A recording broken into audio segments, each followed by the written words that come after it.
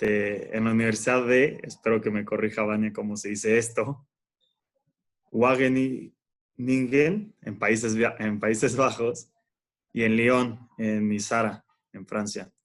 Tiene experiencia con organismos de cooperación internacional en material ambiental. Bueno, también tiene experiencia en campo con comunidades rurales, organiza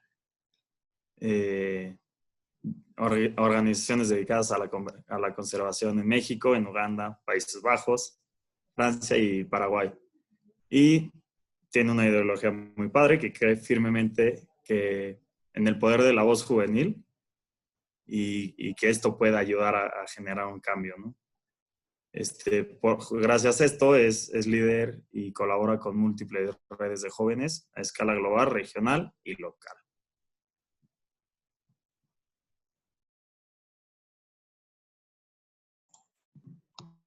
¿Ya empiezo a hablar? Sí, Okay. Ahora ya te damos la palabra. Y nada más rápido, perdón, ya empecé a grabar la sesión, entonces espero no haya problema y bueno, ahora sí, Vania. Gracias. Ok, perfecto. Bueno, les voy anticipando, les voy a mandar una liga de Slido para que la piquen pronto y les voy a compartir pantalla. Voy a enseñarles una presentación con muchas fotos y les voy a contar muchas experiencias en justo de lo que más o menos escucharon ahorita en la semblanza. Entonces, vamos a hablar principalmente de alimentación sostenible y agroecología. Y primero quiero ubicarlos como en todos los puntos que hay de alimentación sostenible, porque incluso yo cuando estaba pensando en esto, pensé inmediatamente en la producción y solo en la producción y en el consumo también, pero luego se nos olvida que también está la cuestión de distribución y la cuestión de el desecho. Entonces nada más recordemos que son esos cuatro, ¿no? La producción, la distribución, el consumo y el desecho. Y entonces justo ahorita si le pueden picar en la liga de Slido, porque la pregunta es, ¿en qué parte de estos 4 puntos ustedes contribuyen? Entonces, puede ser que contribuyan en más de una, entonces pueden escoger más de una respuesta. Y vamos a ver qué van poniendo. Entonces, ahorita yo creo que ya pueden escoger. Ajá, exacto.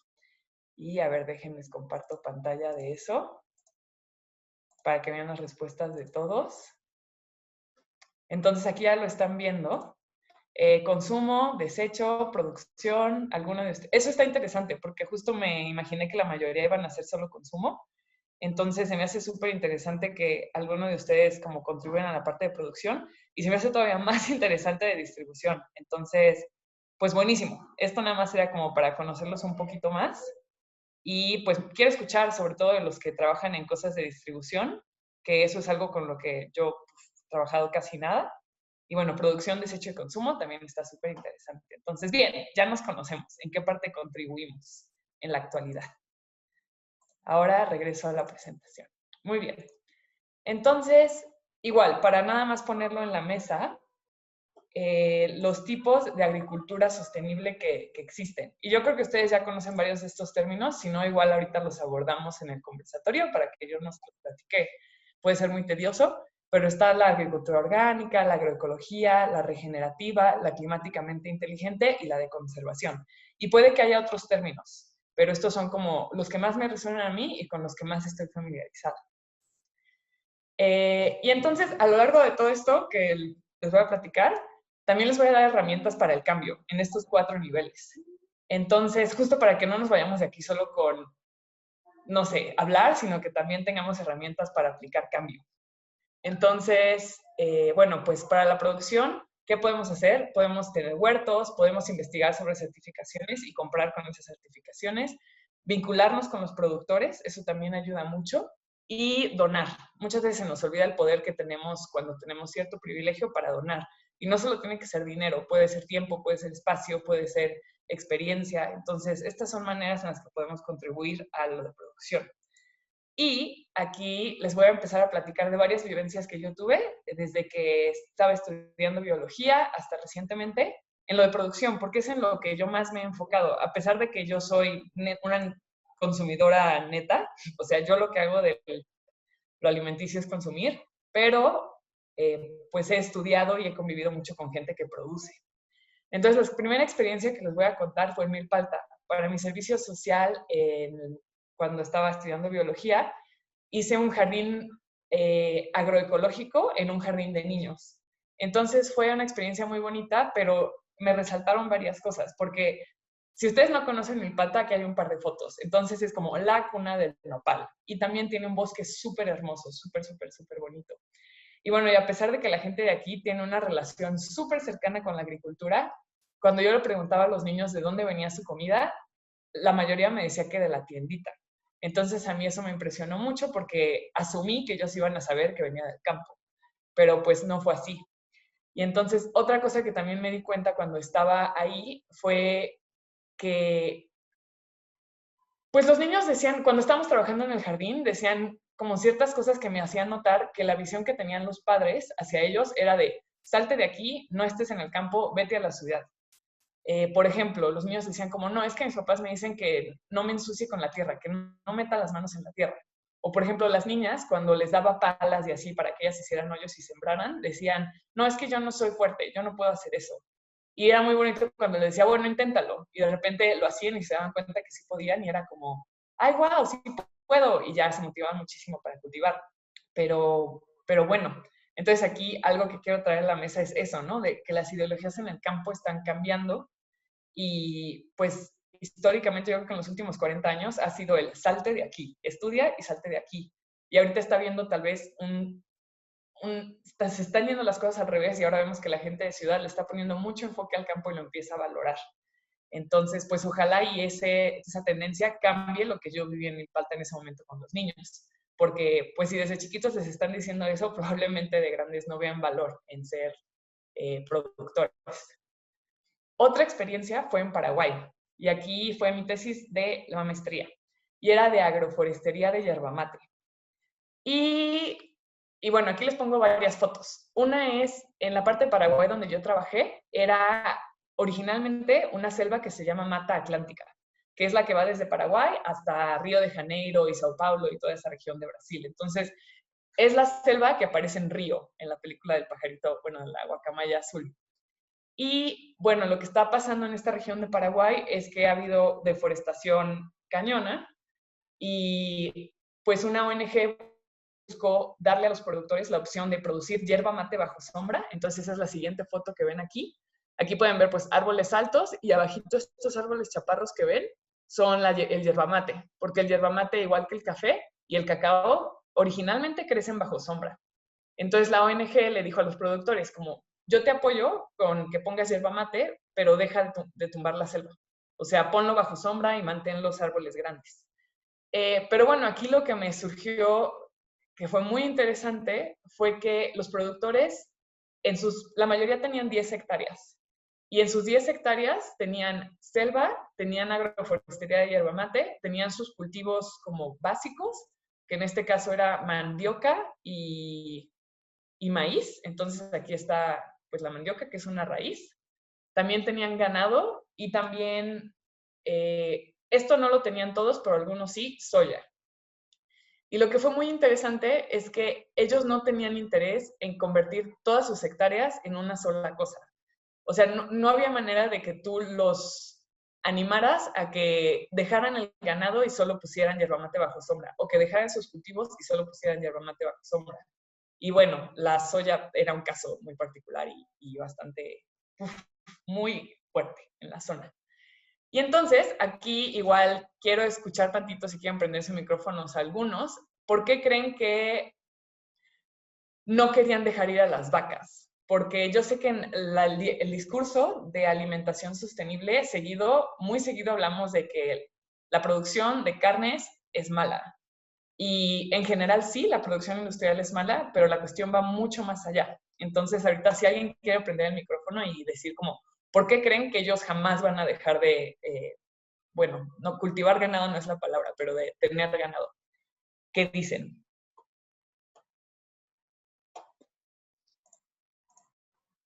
Es que no sé si voy a decir una estupidez, pero a veces los usan, o sea, usan como también a los animales para ayudarles a trabajar la tierra, ¿no? ¿Ok? Bien, bien. A ver, 2 opiniones más por ahí.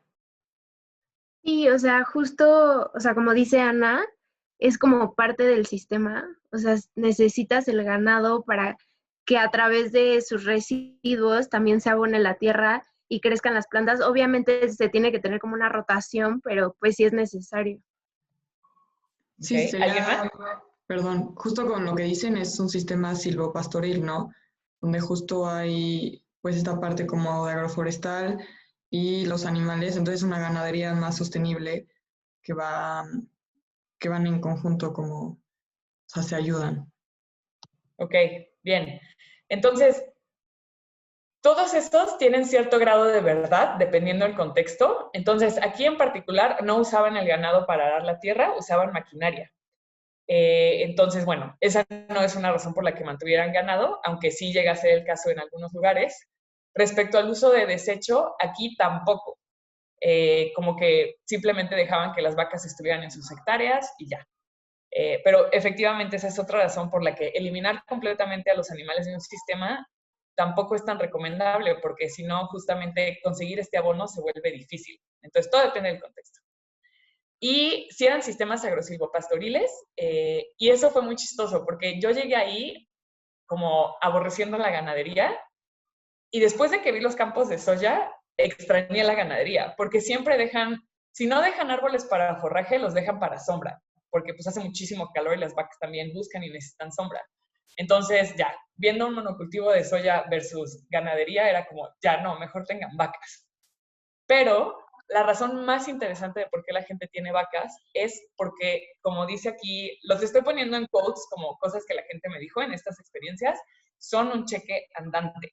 Y esa es como la razón principal por las que tienen vacas, porque el cultivo de yerba mate solo lo puedes cosechar un par de veces al año. Si en algún momento tú tienes una emergencia y tu cultivo de yerba mate no está listo para que lo vendas, pues ya, o sea, no tienes nada de capital para atender tu emergencia. Y lo mismo con la mandioca y con el maíz, solo están listos en cierta temporada del año. Una vaca la puedes vender el día que quieras. Y también el mercado para adquirir vacas es bastante sólido, para vender vacas, perdón, es bastante sólido. Conseguir un comprador de yerba mate era medio complicado. Conseguir un comprador de vacas, tu vecino. Entonces, esa era una razón por la que, y es una razón también en México, por la que la gente difícilmente va a dejar a las vacas, porque son su banco. Entonces, si no tienen un sistema social que los apoye, por ejemplo, cuando sus hijos quieren ir a estudiar o cuando tienen justo una emergencia médica, pues las vacas van a seguir ahí porque son el banco. Y también algo que se me hizo muy interesante, una de las preguntas que yo les hacía era, bueno, ahora referente al yerba mate bajo sombra, les preguntaba si quisieran tener más yerba mate bajo sombra.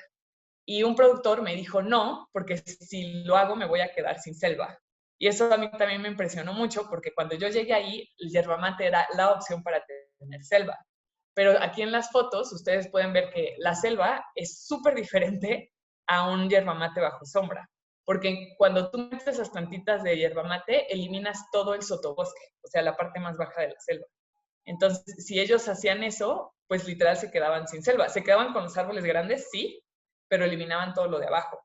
Entonces, eso también me abrió los ojos de, ok, o sea, la agroforestería es una buena opción, pero tampoco es algo que tú quieras ir a poner en hábitats primarios, ¿no? Entonces, esa fue otra experiencia y ahorita les platico una en Francia.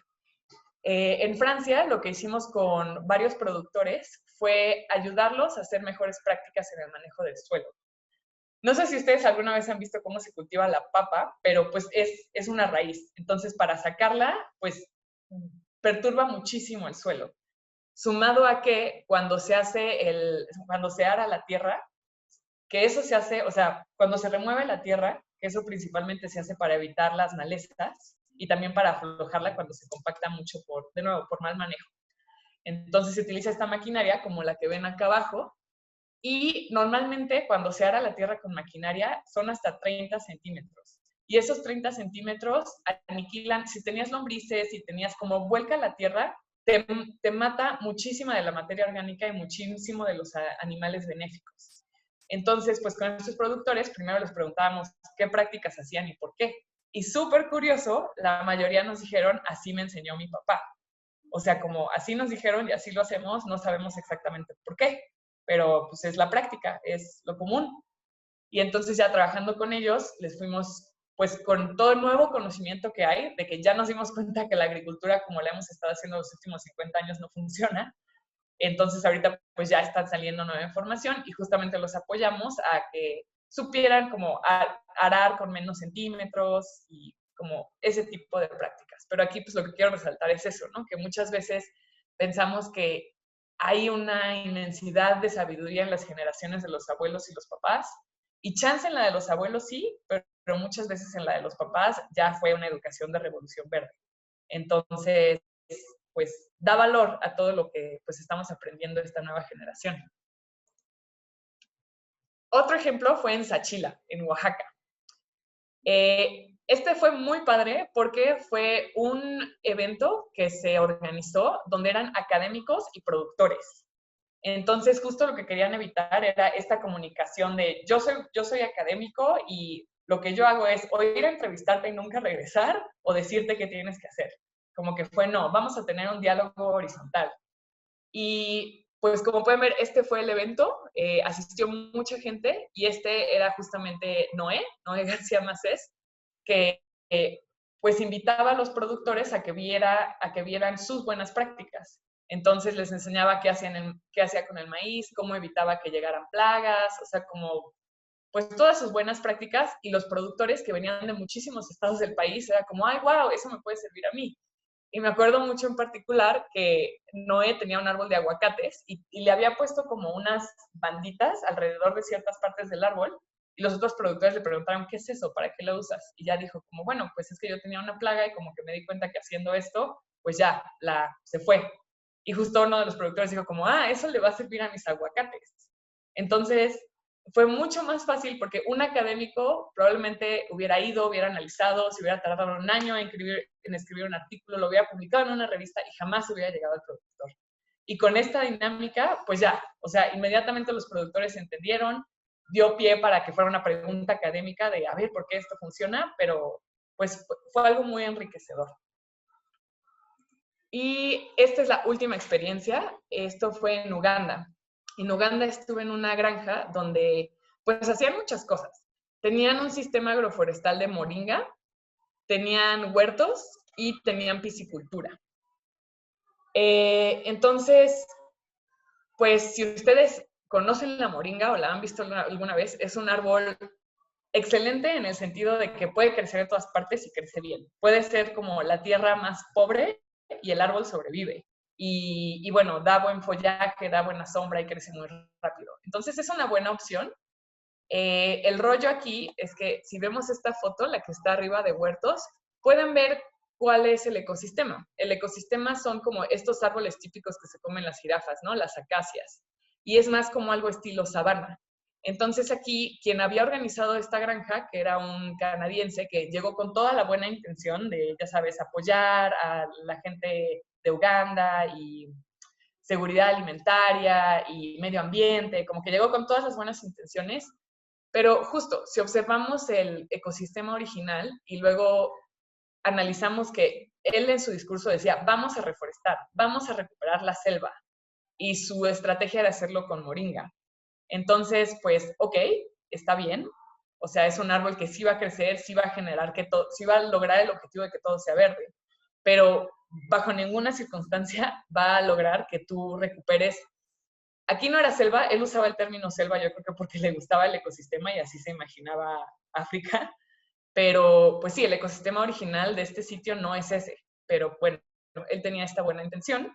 Y no digo que esté mal, o sea, su intención era buena, nada más que le faltaba otro nivel de análisis para ser honesto consigo mismo y de que él no estaba recuperando el ambiente original ni el ecosistema, estaba haciendo otra cosa. Y bueno, en esto de los huertos, estas dos fotos, igual, el que ven en verdecito aquí se llamaba Nicolás, y él igual estaba experimentando mucho con el huerto. Como pueden ver, aquí hay coles y también hay plantas de cebolla. Entonces, él les estaba explicando que pues la cebolla repele a las plagas que pueden llegar a las coles, entonces crecen mejor. Y pues aquí estaban todos los otros productores como escuchando y igual como, bueno, eso lo puedo aplicar donde yo estoy. Y esta de acá arriba fue en el Día de la Mujer. Y bueno, pues justamente como que se festejó a la mujer, que también tiene mucho que ver en el quehacer agrícola, aunque muchas veces no se le da el lugar, y pues sembramos muchas plantas de chile con ellas. Y por último, lo de la piscicultura, porque muchas veces pensamos alimentación sostenible y agricultura, y eso, pensamos solo en agricultura, que es tierra, pero mucha de la alimentación del mundo también viene de la proteína de peces, tanto de agua dulce como marina. Entonces, pues aquí lo que estaban haciendo era, en Uganda tienen problemas en ecosistemas acuícolas con 2 especies invasoras muy fuertes. Una es el lirio, el mismo problema que tenemos aquí en Xochimilco y en el lago de Chapala, que se nos llenó de lirio y que el lirio no es de aquí, allá también lo tienen.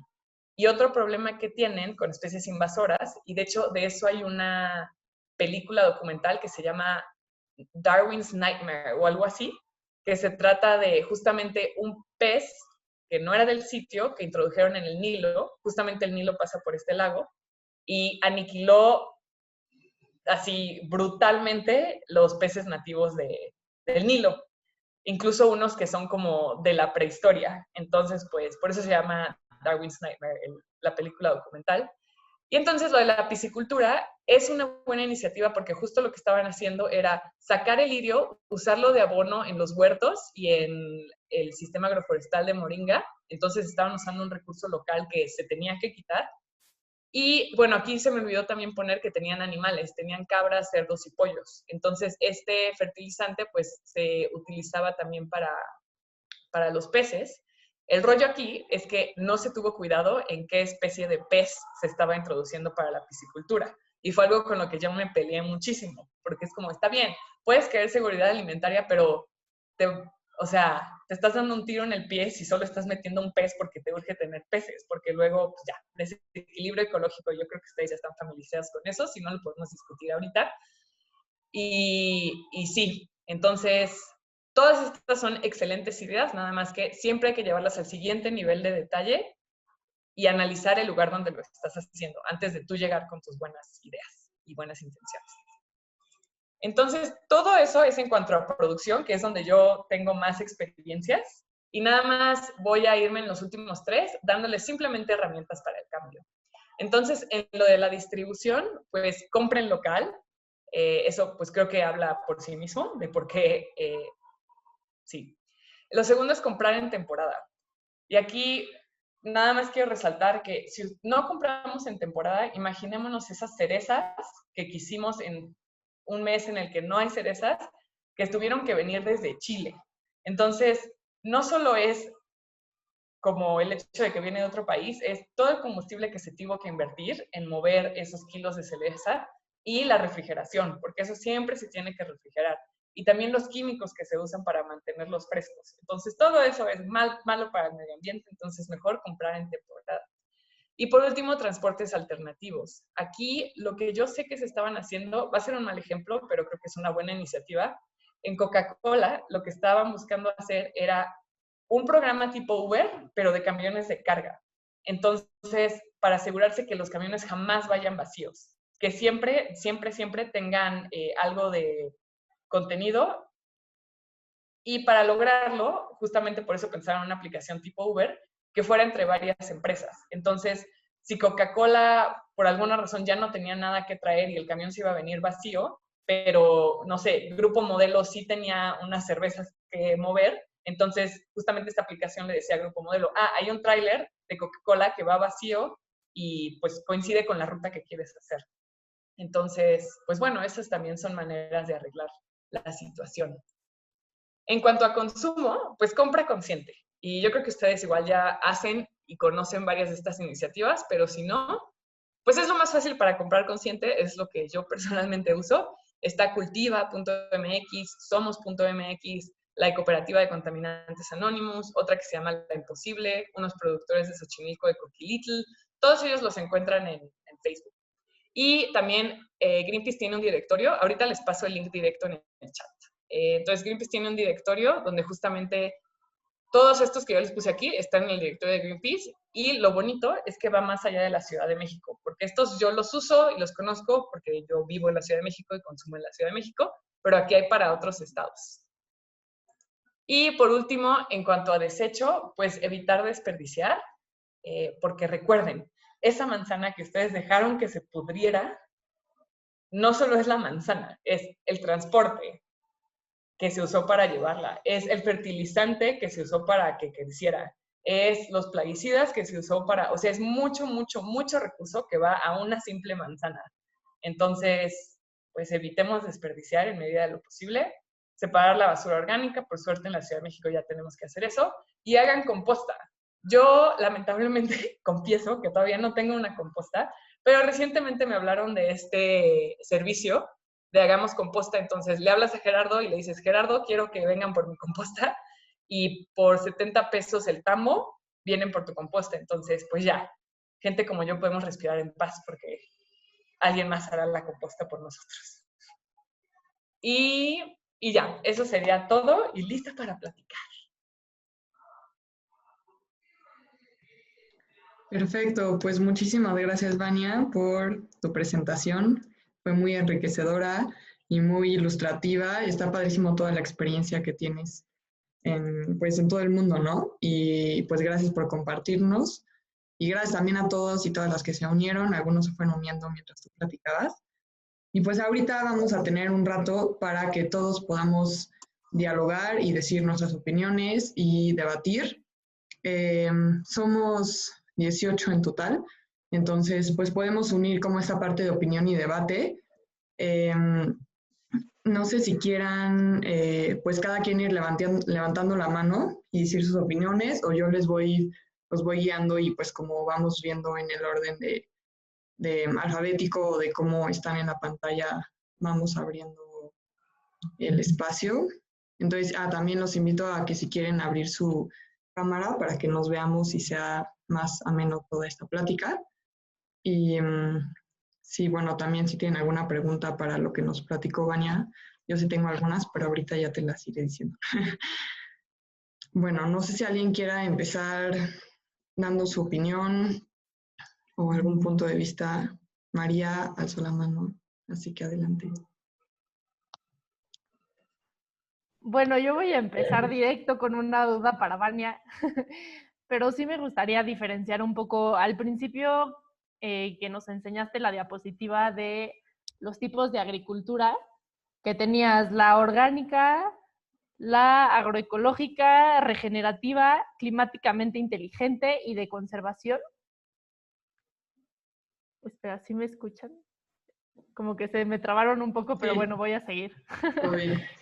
Y tenía un poco la duda como cuáles son la diferencia entre todas esas y sobre todo la climáticamente inteligente. Nunca había escuchado ese término, entonces si nos podrías platicar un poquito más. Sí. Bueno, pues mejor les pregunto a ustedes. La orgánica, bueno, vayamos directo a la de tu pregunta y ahorita vamos a las demás. ¿Qué creen que es climáticamente inteligente? Pues es decir, se adecua a las condiciones climáticas pues, del territorio. Ay, a ver, te escucho lejos. A ver, déjale subo. Ahí está.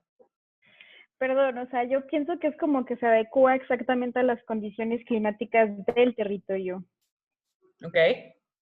Yo diría que más bien es como que nosotros adaptamos a ese cultivo, aunque esté en otra región, con justo tecnología climática dentro de, no sé, tal vez en pues, invernadero, bueno, no sé, o sea, se requiere de energía para que se pueda funcionar, pero no sé. Ok. También podría ser que el tipo de cultivo que haces controla el clima. No sé, hay árboles que chupan más agua y provocan más lluvia. No sé si algo así muy loco. Ok. Ok. Bien, pues está padre todas esas ideas. Realmente, y por eso la puse justamente, porque es un término muy de debate. Por lo general, cuando la gente habla de agricultura climáticamente inteligente, piensan en lo que dijo Elise. ¿Así se dice? Ajá. entonces piensan en esto, que justamente son semillas adecuadas para cuestiones de sequías, o son como plantas que pueden vivir bajo condiciones de inundación, como pensando en todo lo que va a suceder con el cambio climático, que son plantas resilientes. Entonces, en lugar de que tengas tu semilla estándar, que solo sobrevive en condiciones perfectas, porque es súper especial, tienes toda esta variedad de semillas que aguanta condiciones adversas. Eso es lo que por lo general la gente piensa. Pero el problema aquí es que ese término ha sido uno de esos términos que ha sido cooptado por las grandes industrias para decir como, yo estoy haciendo semillas que son climáticamente inteligentes. Entonces, pues, nada más cuando lo escuchen, siempre pregúntense en qué contexto lo están escuchando. Porque puede ser que justamente sea un Monsanto diciendo como, yo te estoy dando semillas que aguantan la sequía, toma, mi paquete tecnológico contra la sequía. Y que no realmente esté hablando de productores que están haciendo intercambio de semillas y con su conocimiento pues las aplican de acuerdo a su experiencia. Entonces, ¿eso resolvió la duda? No el punto es que no hay un término como tal, y ese es el problema. Pero hace referencia a eso, ¿no? Agricultura que puede adaptarse al cambio climático. Después, lo de orgánica. ¿Cuál creen que sea la diferencia entre orgánica y agroecológica?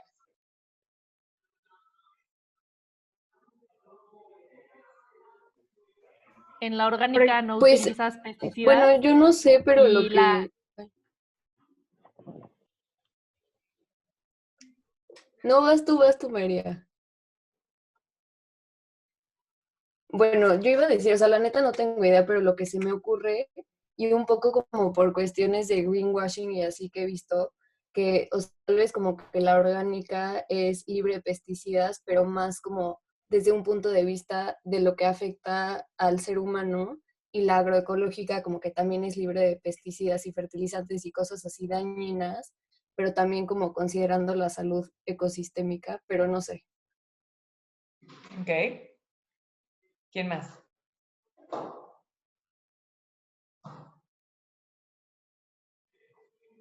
Pues yo siempre he tenido esa pregunta y ya le he preguntado como a varias personas o expertos y nunca entiendo. Como que no me contestan bien y luego terminan diciendo como, pues no te preocupes con la conceptualización, no sé qué, pero según yo, o sea, orgánico es como todavía mejor que agroecológico, y agroecológico,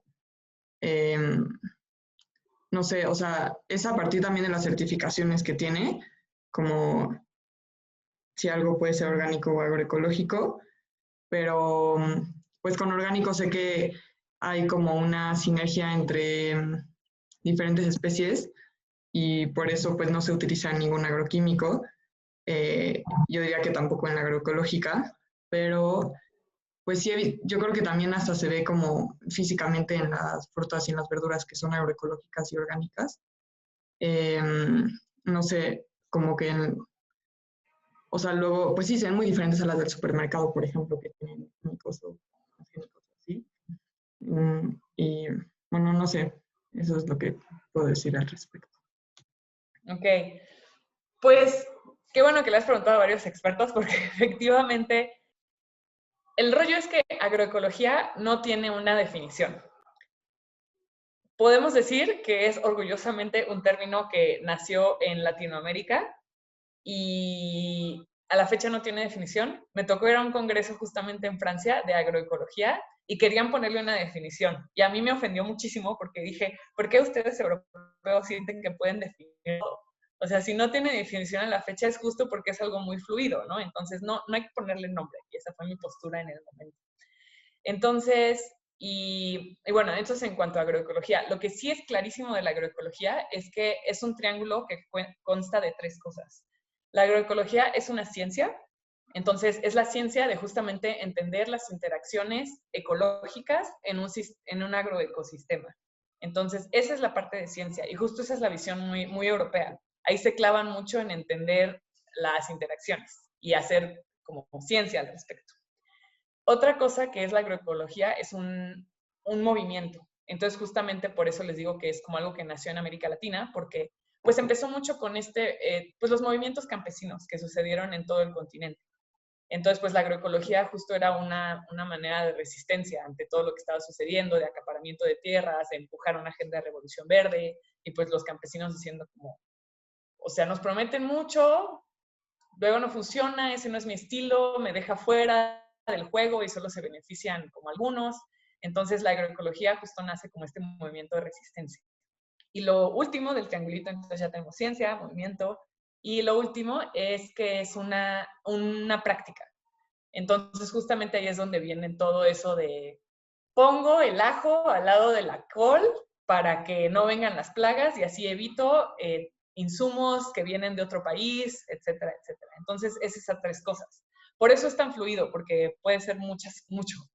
Lo orgánico, ahí sí es mucho más claro. Efectivamente, lo orgánico es algo que crece o sea, que se cultiva sin agroquímicos.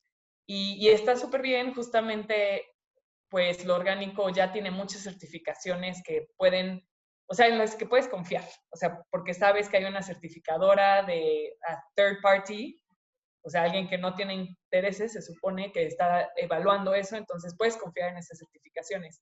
Para la agroecología no existe una certificación, pero justo es parte de esa fluidez, porque en la agroecología es como, no vamos a certificar que somos agroecológicos, porque en teoría estás consumiendo local, no conoces a la gente que produce tu comida, entonces hay confianza y no tiene que haber un certificado agroecológico. La gran crítica al orgánico ha sido que pues han mejorado tanto las prácticas que ya llega a un esquema similar al de Revolución Verde, en el que tienes monocultivos, tienes paquetes de, por ejemplo, BASF, ya tiene su hongo que va a combatir la plaga. Entonces, no estás metiendo agroquímicos, pero dependes de un insumo de una compañía gigante.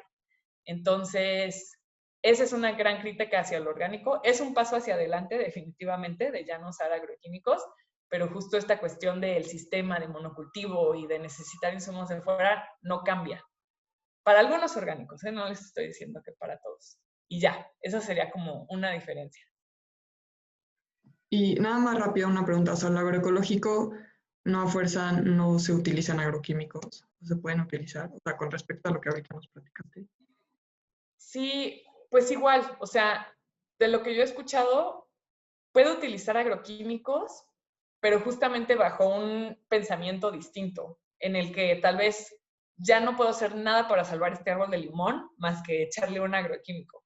Y ya, pero ya intenté todo lo demás. Y también mucho de lo agroecológico también es la transición. Entonces, ir de algo que dependió de agroquímicos durante años, querer ir al orgánico es súper difícil, porque las plantas ya están mal acostumbradas, el suelo ya está súper pobre, entonces o sea, el promedio son 3 años. Entonces, pues en esos 3 años, justamente puede ser algo de transición agroecológica. Ok, gracias. Y otra pregunta, de lo que nos platicaste de tus experiencias, no sé si puedas contarnos un poco, o sea, cómo es que llegaste ahí, o sea, bueno, a partir de lo que estudiaste y tus especialidades, o sea, cómo es como llegas a una comunidad, porque pues algo importante que tú también nos dijiste, ¿no? Como que sea una relación horizontal, pero creo que ahí pues dentro de la sostenibilidad es bien importante y luego es bien complicado como pues a partir del conocimiento que nosotros tenemos y pues tomando en cuenta lo que las comunidades también tienen, cómo se puede llegar a como una relación y hacer trabajar como de manera conjunta y que no sea como vertical. Sí, pues ahí es algo en lo que a mí me gustaría mejorar, pero algo que creo que hice bien, siempre que estuve en estas comunidades vivía ahí y vivía ahí meses. Entonces no era de que iba y venía, o sea, como que yo ya, ahí vivía. Y otra cosa que también buscaba hacer era convivir mucho con la gente. Entonces no nada más era de que yo iba y rentaba mi cuartito y estaba en mi computadora leyendo papers todo el tiempo porque era mi tesis, sino que realmente iba al pueblo, comía, hacía amigos, y pues ya empiezas, por ejemplo, ahí en Paraguay me hice muy amiga de una familia que, pues sí, empiezan a pasar esas cosas, ¿no? Que saben que tú estás ahí porque quieres proteger la selva, pero ya te empiezan a decir verdades que no te dirían si solo llegas a entrevistar, porque siempre pasa, ¿no? O sea, la gente de las comunidades, sobre todo si son comunidades que ya han sido súper estudiadas, ya saben qué responder, o ya saben más o menos leer tu perfil y más o menos qué quieres escuchar. Pero cuando vives con ellas ya te empiezan a decir, pues la verdad. Y entonces sí, pues, o sea, se reduce a relaciones humanas. O sea, como mantendrías cualquier amistad, ¿no? Invertirle tiempo, pues ser honestos de ambos lados, que no haya condescendencia. Y ya, otra cosa que siempre me ayudó es que la verdad yo sí siempre tuve alguien externo que me introdujo a la comunidad. O sea, alguien externo que ya llevaba un rato trabajando en la comunidad que me introdujo. Entonces, yo jamás llegué así de, toc, toc, hola, quiero estudiarlos. Fue como una ONG o, por ejemplo, el señor que tenía la granja ahí en Uganda, como que gracias a ellos, que eran pues gente que sí tenía contacto con, pues sí, con el extranjero y con universidades, me abrían la puerta y ya. Entonces, sí, pero definitivamente invertirle tiempo a un solo lugar y a una sola comunidad es la mejor manera. Ok, muchas gracias, Dania. Bueno, ahora hay dos manos levantadas. No sé quién la levantó primero, pero si quieres, Ana, puedes platicarnos. Va. Díganme si me trabo porque no tengo tan buena señal, pero yo lo que quería platicar es donde nos platicabas que en África se estaban usando los lirios como cuando plantaban y así. Justo ahorita en verano ven todo lo del problema del sargazo en Quintana Roo, ¿no? Entonces, justo ahorita en verano estaba en Cozumel y fuimos a ver a un agricultor ahí local que agarraba el sargazo y lo estaba usando para sembrar habaneros, ¿no? Y que sus habaneros como que crecieran más lindos y así. Y justo nos dijo que los habaneros estaban creciendo mucho más, o sea, mucho mejores, unas palmeras que antes no daban nada, ya estaban dando cocos y todo. Pero justo fui con la doctora que estábamos, nos estaba diciendo que, o sea, no le podíamos decir nada ahí sin hacer nada de estudios ni nada, pero que el problema era que el sargazo que llega a México ya estaba como muy estudiado y se habían dado cuenta que tenía tanto arsénico que su único uso real, como seguro, era para la producción de energía. O sea, lo mandaron como a investigar como a Europa y así, que a veces hacen como productos con el sargazo y se dieron cuenta que no servía por la cantidad de arsénico. Entonces, esta persona no sabía que le estaba poniendo muchísimo arsénico a sus habaneros, ya sabes. Entonces, me partió el corazón porque estaba súper emocionado, pero como que siento que justo ahí entra un tema complicado, ¿no? Porque por un lado dices como, wow, qué persona tan resourceful que fue por el sargazo y lo puso y crecieron sus chiles, pero por el otro lado dices, o sea, ¿hasta qué punto se debería de meter a alguien a decirle como, a ver, aguas, hay que hacerle estudio a estos porque no vayas a estar, o sea, creando un problema, ¿no? No sé qué opinas, o sea, de esto de como qué tanto se pueden involucrar en situaciones así. Ay, pues, o sea, primero justo puedes irte a la parte como científica de análisis, porque ponle que él está usando justamente un sargazo lleno de arsénico como fertilizante para su habanero, pero yo creo que antes que decirle eso, sería interesante en ese caso agarrar un habanero y analizar cuánto del arsénico realmente está absorbiendo, porque puede que tú también estés alarmándolo sin algo con base, ¿no? Y que realmente el habanero, por cuestiones de cómo es el suelo en Cozumel o cómo es la planta, no está absorbiendo ese arsénico.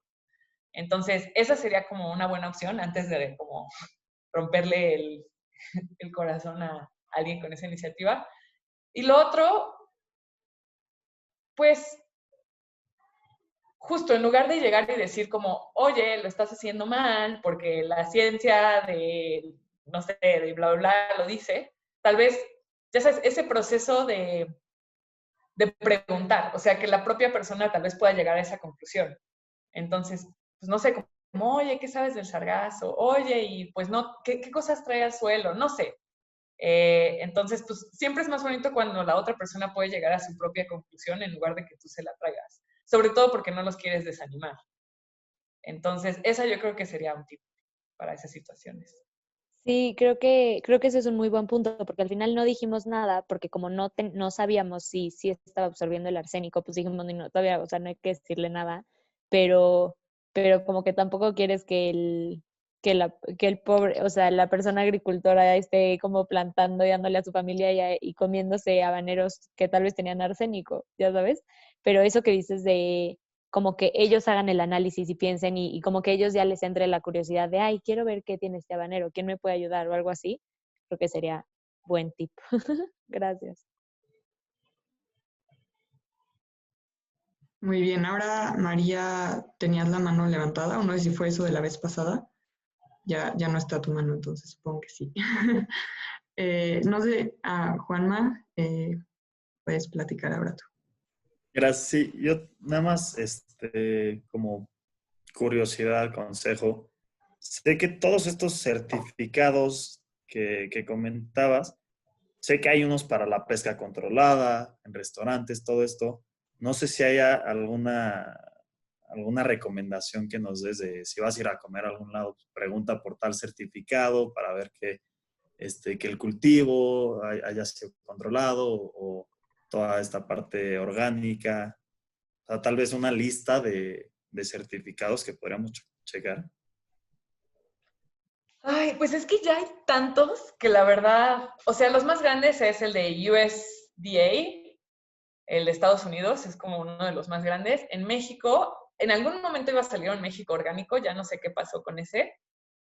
Pero hay tantos que la recomendación que les daría, todos tenemos nuestros celulares. Entonces, justamente, si vas a un restaurante o si vas a un súper, bueno, en el caso de un restaurante, ¿no? Preguntar como, oye, ¿de dónde vienen sus alimentos? ¿Qué certificaciones tienen? Que te digan y rapidísimo lo buscas. Y pues va a salir, ¿no? Como cuáles son pues lo que te están, pues sí, dando la garantía de que se está produciendo bien. Entonces, ese es un tip. Para lo que dijiste de la pesca en particular, no sé si ya conocen Smart Fish, pero si no lo conocen, búsquenlo. Es una iniciativa bien padre de pesquería sustentable en México. Hay una tienda, creo que en La Condesa, y también pues entregan a domicilio. Smartfish es súper interesante. Otro, no sé si ya conocen la guía de semáforo del acuario de Monterey, en California.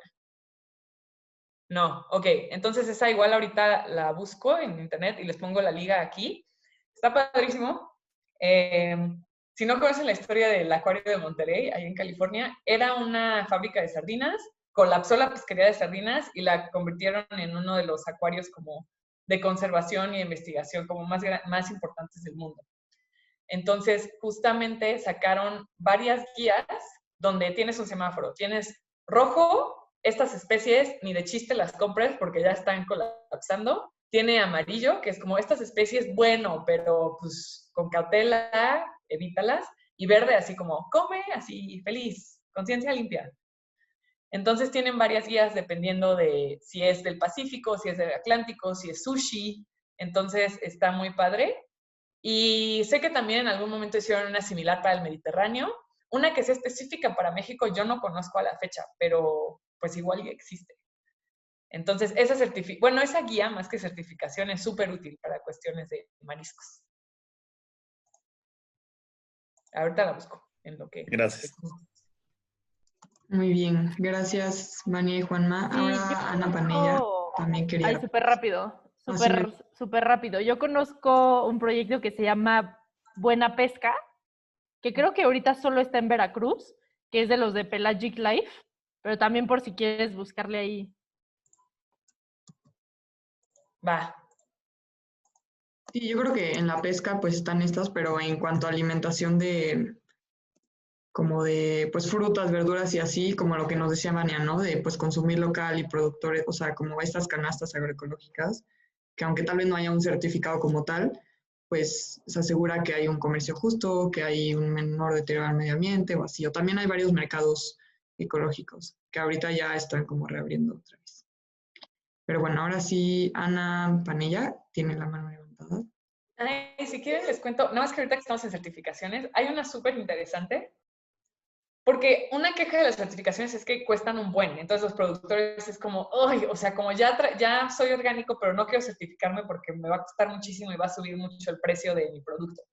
Hay un tipo de certificación que me gusta mucho, que es de comunidad. Entonces, toda la comunidad dice como, ya, todos vamos a producir orgánico. Y contratan esta certificadora, se reparten el precio entre todos, tienen que llevar un muy buen monitoreo de lo que están poniendo todos, porque el chiste de estas certificadoras es que aleatoriamente llegan con cualquiera de la comunidad y le piden como, a ver, muéstrame que has estado cumpliendo. Y si la persona que aleatoriamente llegaron no lo tiene, le quitan la certificación a todos. Entonces es un mecanismo en el que justo la comunidad pues se está vigilando de que todos estén haciendo las cosas bien y como se reparten el precio, pues es más barato y pues funciona bien. Podemos imaginar que llega a haber conflictos, pero en esencia la idea pues se me hace buena.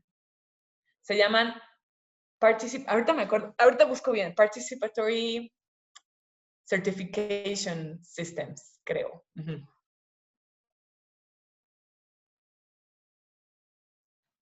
Ok, gracias. Ahora sí, Ana, y ya te damos la palabra. Pues yo tengo, o sea, bueno, más que una duda es como compartirles mi preocupación existencial más fuerte del momento porque cambia cada semana dependiendo de qué aprende en la escuela, pero, o sea, yo la verdad no sé mucho de agroecología, pero una cosa que escuché recientemente que la verdad me preocupa mucho es esta cosa que le llaman la crisis del fósforo, que yo jamás había escuchado, pero que el fósforo tarda en regenerarse 500 millones de años y que nos lo estamos acabando a un nivel ridículo y que entonces ya, o sea, no sé cuál es la cifra, pero en X años ya no va a haber fósforo y entonces ya no vamos a tener como, o sea, las plantas ya no van a poder fijar el fósforo y ya, o sea, como que toda la industria de alimentos, o sea, va a caer en picada y nadie va a tener seguridad alimentaria. Y es algo como súper, súper pesimista, tal vez de mi parte como traerlo aquí a la mesa de agricultura sustentable, pero la verdad es algo que yo nunca había escuchado y que sí me interesa mucho como saber si, digo, no sé si tú sepas, si no, pues tampoco pasa nada, pero, o sea, como si alguien está trabajando alguna alternativa como sustentable para reemplazar el fósforo o qué se puede hacer para cuidarlo o algo así, porque, o sea, creo que a veces demonizamos con toda la razón como los agroquímicos por la eutroficación y como todas sus cosas negativas, pero al final, o sea, bueno, no sé, esto es algo que yo nunca había escuchado, que sí está muy ligado a los agroquímicos y pues que sí me preocupa y me interesa como ponerlo en la mesa por si alguien quiere darme un rayito de esperanza. Pues tienes razón. Recuerdo que eso también me lo enseñaron cuando estaba estudiando e igual me impactó y ya, y desde entonces no he escuchado nada más al respecto. Entonces no sé si se está trabajando algo, no sé si los demás sepan. Pero lo que sí te voy a dejar aquí, tal vez ya lo conocen, es el Instituto de Resiliencia de Rockstrom. Es el que hizo justamente todos estos umbrales planetarios, incluido el fósforo. Y ahorita lo acabo de ver y el fósforo ya no aparece tan alto, aparece más el nitrógeno. Entonces no sé si nueva evidencia mostró eso, pero no sé, ¿saben del fósforo? Bueno, si puedo hablar rapidísimo, yo lo que he escuchado del fósforo más bien, bueno, y del nitrógeno más bien era como de cómo los ciclos se habían visto súper afectados como por el uso de los humanos, ¿no? Entonces, así como el dato de la alternativa, no te lo manejo, pero, por ejemplo, a mí algo que se me hace súper, súper interesante del tema del ciclo del nitrógeno justo es que, o sea, en un momento, o sea, el nitrógeno se usa mucho como fertilizante y en un momento ya no alcanzaba. Entonces, unas personas que hicieron el proceso, la reacción química de Haber-Bosch. Y gracias a la reacción química de Haber-Bosch, empezó a haber mucho más, o sea, esto generaba amonia y empezaba a haber mucho más nitrógeno reactivo que podía usarse como fertilizante. Y no solo como fertilizante, sino en bombas, en todo. O sea, y gracias a esa reacción llegamos a, o sea, los niveles de población crecieron tanto porque se pudo alimentar a muchísimo más de la población, pero es todo un tema porque ahora el ciclo del nitrógeno está súper mal y entonces, por ejemplo, todo lo que se deslava a los ríos, a los mares y todo causa como un exceso de algas y entonces falta de oxígeno en el mar, un rollo todo alrededor de la reacción de Haber-Bosch. Y aparte, ahorita, perdón, nada más lo último, Juan, rapidísimo. Y algo que me parece súper interesante de eso es que ya todos tenemos nitrógeno creado por la reacción de Haber-Bosch en nosotros. O sea, creo que un porcentaje como el 70% del nitrógeno del mundo es de Haber-Bosch. Entonces, parte del nitrógeno que compone así, los 4 elementos que más hay en tu cuerpo son carbono, hidrógeno, oxígeno y nitrógeno, y parte de ese nitrógeno es gracias a esta reacción. No sé, nada más me parece un fact interesante. Sí, no sabía. Qué loco. Justo ya ir como ligando cosas, justo todo el tema, bueno, lo que había escuchado de todo el tema del sargazo iba muy de la mano con el fertilizante y con estos temas del nitrógeno. Entonces, que digo, el sargazo toda la vida ha llegado a Cancún, a todo Quintana Roo, pero que justo empezó a haber un exceso por todo el nitrógeno que iba llegando al mar en toda la parte del Amazonas. Entonces, en lo que iba subiendo y con los cambios de temperatura del cambio climático, se da el ambiente perfecto, entonces se empezó a reproducir muchísimo el sargazo. Y ya para cuando sube ya son unas olas enormes de sargazo, que bueno, creo que hasta ahorita ya se controló, que ya está un poco más normalizado. Sí, que justo cuando pasa, o sea, el sargazo se crea en el mar de los sargazos y justo como dices, pasa por el Amazonas y creo que el dato es como 1 metro cúbico se convierte en 10 metros cúbicos en 6 días, una cosa así. O sea, crece así que explota y llega a México. Entonces está súper denso. Sí, eso del sargazo es súper interesante. Una vez investigué igual que al final, pues el sargazo, como decían, pues tiene varios usos, ¿no? O sea, se puede utilizar para varias cosas. Y vi hasta como, pues no sé, como en combustible, como en la cosmética y muchísimas cosas. Pero el problema es que, al menos de lo que investigué, tampoco soy experta, es que se puede utilizar, pero cuando está vivo. Y ya cuando llega a las costas y a los mares y se queda ahí, se pudre y entonces ahí ya no se puede utilizar de una manera correcta y además está mezclado con basura y así, ¿no? Pero bueno, eso nada más como un comentario de sargazo. Y Elis tienes levantada la mano. No sé si quieres contarnos algo. Sí, gracias. Bueno, mi pregunta más bien iba ¿cómo puedes, por ejemplo, a un nivel más local, cómo puedes implementar proyectos o cómo puedes impulsar a la gente que vive, por ejemplo, en localidades donde ha habido mucha deforestación a partir de, pues, de los cultivos intensivos y o ganados, como es en el caso, por ejemplo, en de Chiapas? En un sentido, mi pregunta va como cuál es la mejor manera, ¿no? Si de por sí ya batallan en sí de que, por ejemplo, los pagos por servicios ambientales fomentan la deforestación y los cultivos, ¿cómo puedes de cierta manera decirles de si, no sé, implementas este diferente tipo de poder cultivar tus cultivos, no sé, métodos agroforestales o otros más sustentables? La pregunta es cómo, bueno, si en tu experiencia dirías dar proyectos en conjunto. Ok. Lo primero que diría es que investigue si ya hay alguien trabajando ahí, porque es muy probable que ya haya alguien trabajando en un sitio con esas características, porque son de mucho interés.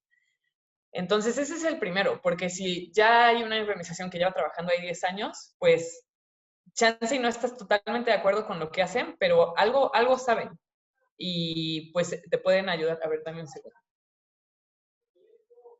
Ay, dame un segundo. Ya voy. ¿A qué? Sí. ¿Cómo? Si quieren, mientras yo les voy platicando un punto que anoté que se me hizo súper fuerte.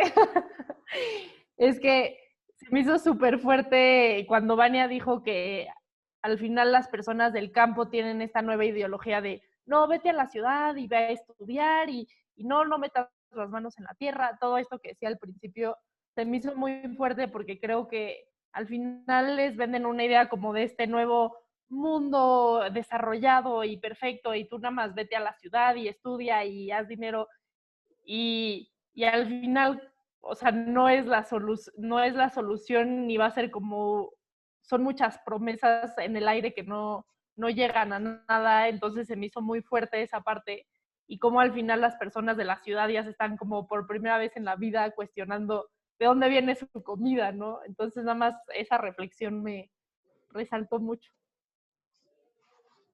También, Ya, nada más, perdón, para agregar rápido lo que decía María.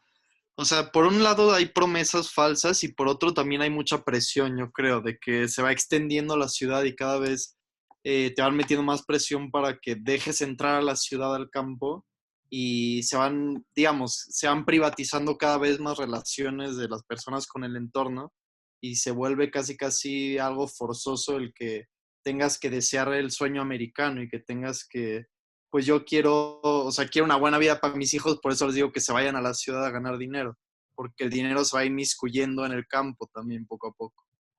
Sí, creo que ahí entra, perdón, Mania, como pues este tema de la globalización y de cómo pues esta idea de modernidad y de progreso y de desarrollo pues se ve en las ciudades, ¿no? Entonces, las ciudades al final son pues las que más contaminan más que en el campo, claramente, y pues el valor del campo cada vez disminuye más. Bueno, ahorita, como decía Vania, y se está regresando un poco a esa importancia y valor al campo, pero en general pues siempre ha sido menospreciado y se ve como justo esta globalización y este querer pues ser parte como de esta como progreso, visto como, bueno, ya, como decías de los niños, ¿no? Que la comida viene de la tiendita en vez de que lo cultiven, porque para ellos es lo que les ha enseñado los medios que es mejor. Y está cañón, ¿no? Porque pues para nosotros es súper valioso sus maneras culturales de vivir y de cultivar, pero como que va cambiando esa mentalidad. Y pues también quiénes somos nosotros como para cambiarlo, pero al final han sido alteradas por todo el sistema y bueno, es súper loco esto. Pero bueno, ahora sí ya puedes contestarle a lo que Liz te había preguntado, María. Va. Nada más rapidísimo, el comentario que puso Berenice de que no hay educación en el campo, yo estoy súper atenta de ahorita que la tele está educando, ¿qué va a pasar? Porque ya es una educación estandarizada para las regiones más recónditas de México. Entonces, a ver qué pasa. La verdad creo que es muy interesante y va a estar padre, creo. Pero bueno, regresando a Elise. Entonces sí, lo primero es identificar quién ya está ahí y hablar con ellos. O sea, insisto, por más que hayas escuchado cosas malas o buenas, siempre habla primero con ellos porque sí, algo saben y algo te pueden compartir. Entonces, identificar si hay alguien trabajando ahí. Lo otro es comprométete. Entonces, si tú quieres trabajar con comunidades, sí opta seriamente por vivir con ellos aunque sea un tiempo. Porque sí, está casi imposible que tú llegues y los hagas cambiar solo porque llegaste y traes la luz. O sea, como que primero tienes que entender por qué piensan así, como cuáles son los retos, y luego son cosas que ni te imaginas, o luego son cosas hipersociales que, pues a lo mejor tú justo puedes ser el ejemplo de, mira, las niñas sí pueden cultivar y verse bien, ¿no? Por ejemplo. Entonces, sí, o sea, indaga quién ya está ahí, comprométete. Y pues sí, esos serían como tips que te podría dar. También suena raro, pero hay muchos subsidios de gobierno que apoyan cosas ambientalmente como buenas y mucha gente en el campo no conoce estos subsidios. Entonces, tú que justamente eres una persona que recibió educación, que utiliza el Internet para investigar y encontrar cosas, también los puedes ayudar para encontrar tal vez este tipo de subsidios que pueden ser una opción para que ellos hagan otro tipo de prácticas. Y sí, esas serían recomendaciones. Sigo pensando, pero en general sería eso. Va, gracias. Bueno, ¿alguien más quiere comentar algo, participar? Hay varias personas que todavía no dicen nada, que no tengan pena. Aquí todos estamos aprendiendo. Pueden levantar su mano o escribir o abrir su micrófono igual, libremente. Creo que Leo tiene la mano arriba. Ah, sí, perdón, Leo. Muchas gracias. Yo solo tengo una pregunta de hace un tiempo vi un debate que estaban diciendo sobre qué es mejor, el veganismo o el ser vegetariano. Y justo porque los puntos en contra del veganismo es que fomentan como el monocultivo o cosas así, o sea, de que si todos nos hiciéramos veganos, sería como un problema. Y pues por lo mismo de que nos mencionabas que muchos agricultores no se quieren deshacer de su ganado, o sea, porque es como un complemento. Entonces, pues no sé qué es mejor. O sea, yo siento que pues es que depende mucho, o sea, sí de las circunstancias, como están poniendo en el chat, o sea, siento que sí depende, pero no, o sea, ¿tú qué opinas de todo ese debate? Sí, bueno, yo creo que lo básico que todos tenemos que entender es que reducir el consumo de carne es algo que tenemos que hacer, sí o sí. O sea, porque la mayoría de la carne viene de cuestiones industriales y la mayoría del ganado porcino, ovino, bovino, se alimenta con granos de soya y de maíz que causan deforestación. Entonces, como que esa es nuestra base. Reducir el consumo de carne es necesario para el mundo. Eliminarlo, ahí sí yo no estoy tan de acuerdo, justo por estas cuestiones, ¿no? La carne y las vacas, sobre todo, tienen una cuestión cultural fuertísima, fuertísima. Entonces, justo imagínate todos estos, o sea, la comida mexicana sin carne, pues, no sé, se me haría algo medio feo, ¿no? Como que le daría mucha riqueza al país. Entonces, en lugar de como mantener este discurso de dile adiós al mole de olla, a la barbacoa, a las carnitas, a los tacos al pastor para siempre, es como mejoras los especiales. O sea, que tus taquitos sean solo el viernes después de la fiesta. O que el mole de olla o el solo el 15 de septiembre. Pero sí, yo no estoy nada a favor de este discurso de totalmente quitarlo, porque también deja a mucha gente fuera, ¿no? Y la gente piensa que solo es blanco y negro y pues por eso no avanzamos. Entonces, como que esa es mi posición ahorita. Y sobre lo del veganismo y ser vegetariano, ay, pues de nuevo, depende cómo compartas esa visión con el resto de la gente. Y te voy a dar un ejemplo en el que yo dije como, wow, como ese no es el veganismo que yo quiero ver. Pues sí, conocí unas personas que dijeron como, solo vamos a usar miel de agave porque las abejas está mal y nada, y entonces es como, ok, o sea, entiendo tu postura como para no explotar a las abejas, pero también, si tú optas por miel de agave, estás optando por, ahí justo lo que dijiste, un monocultivo de agave versus comunidades que históricamente se han dedicado a cuidar las abejas, que contribuyen, o sea, dependiendo de qué tipo de abejas tengan, contribuyen a que haya polinización natural y para la agricultura. O sea, simplemente como que ese tipo de choque se me hizo a mí rarísimo, porque pues justamente la apicultura es una gran opción para mucha gente, lo puedes ver en la península de Yucatán, o sea, la cultura de ahí mucho es la apicultura, y gracias a eso se conserva la selva, porque tienen ese ingreso a través de la apicultura. Y si tú les quitas eso por decirles que están explotando las abejas, entonces abres paso a que tumben la selva para poner soya. Entonces, siempre hay que llevarlo a otro nivel de análisis y también nunca es blanco y negro. Y también, justo, juzgar a productores porque tengan animales, pues tampoco se me hace algo que esté nada padre, por lo mismo, ¿no? Ellos tienen su propia realidad, saben por qué los tienen. Y sí, yo no estoy nada de acuerdo con que existan estas como granjas masivas donde están las vacas y los pollos y los cerdos hacinados y contaminan un buen. Eso sí se me hace que está mal, cuando es industrial así. Pero cuando estás hablando de un productor que tiene 3 vacas, 2 pollos y 3 cerdos, pues, pues sí, o sea, y entonces, sí, como ponen aquí, depende del contexto. Y los extremos son malos y estoy de acuerdo. Y ya, como que esa es mi posición respecto al tema. Bueno, Elías, creo que levantaste la mano. Perdón, continúa. Sí, sí, justo yo creo que no, o sea, dentro del vegano, no es lo mismo.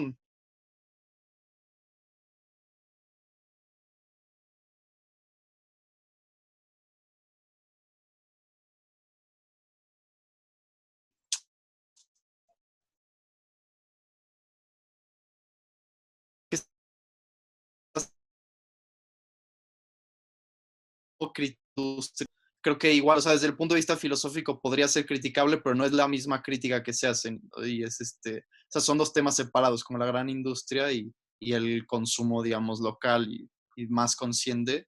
Y yo creo que, o sea, sí tiene que ir de la mano, por un lado, la conciencia ambiental a nivel global y también el cuidado a la vida a los individuos, yo creo que van de la mano. Entonces sí, o sea, igual se puede, yo personalmente soy vegano, igual estoy muy lejos de ser el mejor ambientalista, porque vivo en una sociedad capitalista, y justo por eso creo que no se puede juzgar para nada gente que consume carne y vive de una forma mucho más rural y mucho más centralizada. Y ya repetí mucho, pero sí, son discusiones distintas. Y ahorita me recordaste que quería dar 2 ejemplos de lo que viví en Uganda. Justo la cuestión del vegetarianismo en Uganda, en África en general, es súper denso y la gente se enoja bastante, porque en casi todo el continente hay una cultura de pastoralismo muy fuerte, muy, muy fuerte. Entonces, el ejemplo clásico son los Masái, ¿no? Ellos, su vida son sus vacas y hay hasta conflicto armado por sus vacas. Entonces, pues sí, y de nuevo, como tú lo dijiste, Elías, ellos no son vegetarianos ni veganos, hasta lo opuesto, o sea, comen casi pura carne y cosas de productos animales, pero su huella ecológica en el mundo es mínima. Entonces, justamente, ellos pueden mantener su cultura sin que nos mortifiquemos el resto del mundo porque están comiendo carne. Entonces, ese es un ejemplo. Y el otro, ahorita que dijeron lo del veganismo privilegiado, cuando estuve viviendo en Uganda, lo único que comiéramos era arroz, maíz y frijoles. Entonces, era una dieta totalmente vegana que yo no quería porque no había suficiente riqueza en esa... O sea, no lo digo porque no tuviera carne, lo digo porque no había ni frutas ni verduras. Pero bueno, era una dieta totalmente vegana porque no había otra opción. Y cuando podían comerse un pollo o cuando podían comerse una cabra, era una fiesta. Y justo yo no iba a llegar a decirles como, no, yo no voy a participar en su fiesta el domingo donde comen una cabra, porque pues hubiera estado medio mal plan. O sea, ellos viven en una realidad donde la carne neta es un lujo y yo no. Yo me iba de Uganda y podía comer carne cuando yo quisiera. Entonces, pero sí, entonces, sí, pues existe este veganismo como forzado, como el que yo vi allá, y también existe este veganismo en el que pues puede ser muy caro ser vegano. Puede, no necesariamente lo es. Depende, justamente. Uno encuentra trucos para estas cosas. Pero sí, el discurso que mantenemos alrededor de eso hay que tener cuidado, justo para no dejar a gente que se sienta mal y dejada atrás por estos discursos.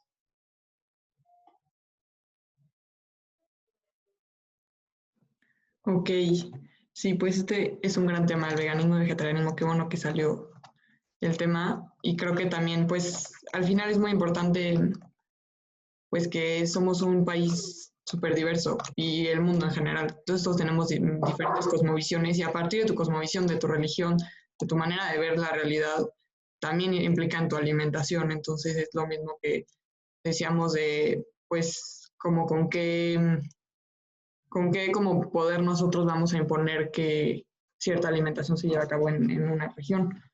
Y yo tenía una pregunta, Vania, que ya es un poco saliendo del tema, que es como más práctica, que siempre me he preguntado qué es mejor. O sea, luego lo que encontramos orgánico muchas veces está empaquetado. Que, bueno, no tomo en cuenta como las canastas orgánicas o así, ¿no? Pero en general, si tú vas al súper y compras algo orgánico, todo viene empaquetado. Y en cambio, si compras algo a granel, pues no necesariamente es orgánico.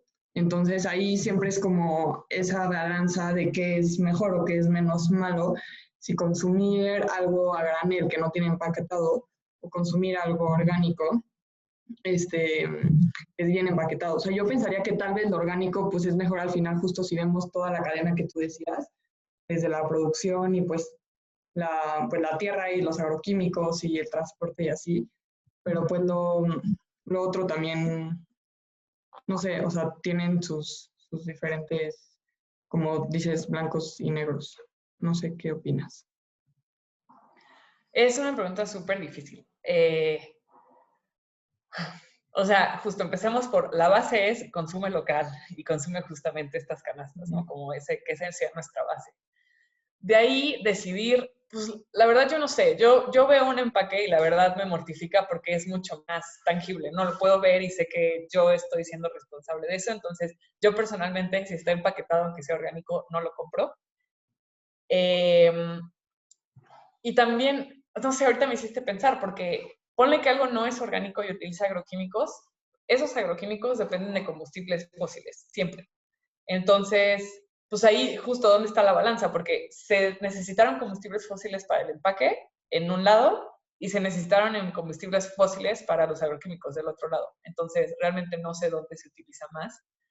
Y yo creo que la mejor opción es, o sea, escribirle a esas empresas y decirle como, gracias por hacer orgánico, pero no te estoy comprando porque lo empaquetas. Así que, pues, invierte en arreglar eso, porque te estás perdiendo cliente que sí está interesado. Entonces, sí. Sí, yo creo que este orgánico como empaquetado ocurre más en marcas que ya son más grandes, ¿no? O sea, justo lo que encontramos en el supermercado, pues no sé, como Aires del Campo, por ejemplo, ¿no? Pero si nos vamos a una canasta orgánica o agroecológica, pues ahí es más sencillo y normalmente no vendría empaquetado. Pero sí, al final creo que el impacto, no sé, de un empaque, si lo reciclas y es que se llega a reciclar, pues no está tan mal, pero bueno, ese es todo un tema igual del reciclaje. Pero pues por otro lado, los agroquímicos pues también vienen de una industria química, que también es súper contaminante, también afecta a los suelos y también, bueno, es un rollo, ¿no? Pero bueno, yo creo que ahí es ir viendo, pues preguntándote cuál es el que tiene menor impacto y pues lo local siempre. ¿Y, ¿alguien más quiere comentar algo? ¿O tiene alguna otra pregunta? Si no, ya para ir cerrando,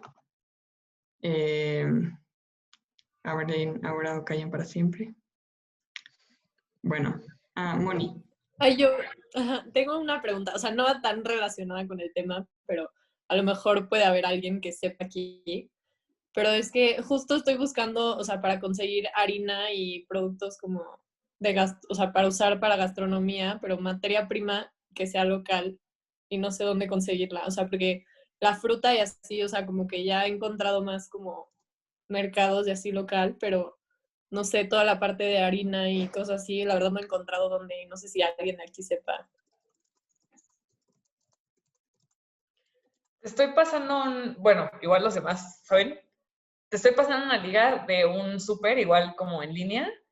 No sé de dónde, o sea, venden a granel en línea, entonces está padre. No sé de dónde vengan sus cosas, pero si les preguntas te van a responder con honestidad. Entonces puede ser una opción. Ay, mil gracias. Sí, y tal vez igual lo que nos había contado Vania es Somos MX, que es como un supermercado en línea todo como mexicano y de comercio justo y a granel, sin empaques y así, que es nuevo, tal vez ahí también tienen. Pero bueno, igual lo puedes checar, no sé. Y bueno, pues Vania, no sé si quisieras decirnos bueno, Elías, la última participación. No, sí, yo nada más quería pues agradecer mucho y me gustó mucho cómo presentaste con las frases como de momentos. Le dio un gran toque a la presentación. Gracias. Sí, pues es lo que les digo, que al final, si trabajas con comunidades, pues ese tipo de tacto necesitas, ¿no? Escucharlos y pues ser su voz cuando puedes. Sí, bueno, pues igual muchísimas gracias, Vania. Igual ahorita no sé si puedas como decirnos algunas como palabras para concluir, alguna conclusión de lo que te hayas llegado aquí o de tu experiencia. Creo que yo lo que puedo llevarme de aquí es como, pues uno, la importancia de, pues el trabajo como humano y el trabajo de campo y comunitario, donde no puedes llegar como a imponer conocimientos dentro del tema de agroecología, pero en general en la sustentabilidad y en la vida. Y pues como justo a partir pues de las experiencias es de donde más aprendes y al final pues siempre la mejor opción va a ser consumir local, ¿no? Y pues aquí en la Ciudad de México hay muchísimas opciones cada vez, igual en México y pues en todo el mundo. Creo que hay muchas opciones, luego la cuestión es nada más como buscar y pues no irnos por lo más fácil que siempre va a ser tal vez irte a un supermercado. Pero cuando empiezas a ver como todas estas alternativas y que hay mucha gente que también le interesa y le preocupa, pues sabes que no estamos solos y que todo el impacto de lo que comemos y lo que hacemos, sí, bueno, que todo lo que comemos sí tiene un impacto a nivel mundial con todo lo que estamos viendo, como lo que nos decía Ana del fósforo. Entonces, pues, sí, no sé si Vania nos quieras decir unas últimas palabras. Pues agradecerles más que nada. Me gustó mucho justo este concepto de estar platicando. Espero no haya platicado mucho y haya sido interesante para ustedes. Y gracias por ese dato de los de Buena Pesca y también el de Google. Está súper. Eso es lo padre de platicar, que todos aprendemos. Y bueno, no sé, obviamente vieron que estaba tomando una chela. Entonces, igual, la chela es algo muy difícil de encontrar, algo como que estés conscientemente tranquilo. Y les voy a poner aquí una liga de una chela agroecológica, que justamente hay mucha chela artesanal, pero los ingredientes primarios no vienen de México. Entonces, justo lo que tú dijiste, Moni. Y esta chela está buscando justamente como, no te puedo garantizar que sea como orgánico, pero estamos buscando que sea agroecológico y es local, que es lo más importante. Entonces, ¿Es clara o oscura? Tienen de todo. Uy, tienes que ver el menú. Ya se los voy a dejar así de suspenso. Va, excelente, gracias. Bueno. Bien, estoy. Bueno, igual, otro mensaje sería, antes de que cierres, déjanos, rescatamos todas las ligas, por favor. Claro, sí, de hecho, lo que pensábamos hacer ahorita es, bueno, ya que concluya la sesión, yo he ido como checando todos los links y hacemos un drive con todas las recomendaciones de esta sesión y lo compartimos para todos para que lo tengamos ahí más fácil.